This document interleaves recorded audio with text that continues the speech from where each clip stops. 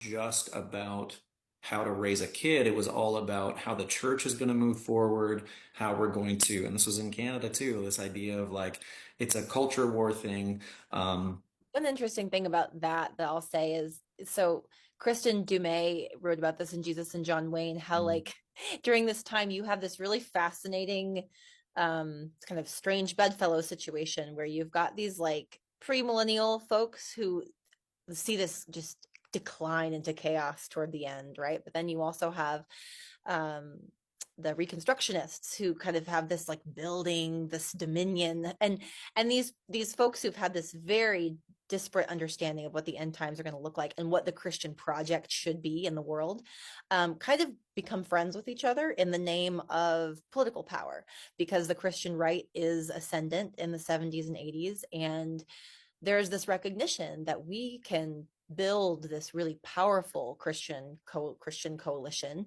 here in the US if we can kind of swallow these differences, and kind of fight a common enemy of sorts. And so you have at the same time this idea in a lot of these Christian parenting books, like, oh, the world is getting worse. It is getting so much worse. There's nothing we can do about it. We're descending into chaos. You need to protect your children. But at the same time, these quiverful adjacent ideas of like building up the family as a fortress, as this sort of like military project within the world to send them out and to fight for a vision of the kingdom.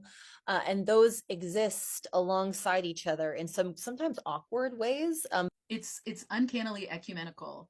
And I think a lot of people came across these resources at things like homeschool conventions or family life conferences. So they maybe would have those people on the shelves next to each other, which if you look at it from theological perspective, you'd be like, wait a second, Yeah. a Doug Wilson's really different than a Bill Gothard, theologically speaking, but here there's common ground, and parents are looking for practical, Yeah. like the godly blueprint. So they're maybe some of them are aware of the theological questions or like undergirding of these movements, but for many of them, they're just looking for that reassurance. Like, I'm on the right track. And a lot of these people are saying the same things. And That's why like a really conservative Mennonite kid can find, common ground with, the kid listening to DC Talk like in the 90s with the way we were parented, right? It was like I just had hymns and like we were really plain, but we got parented the exact same way because that was the framework, right?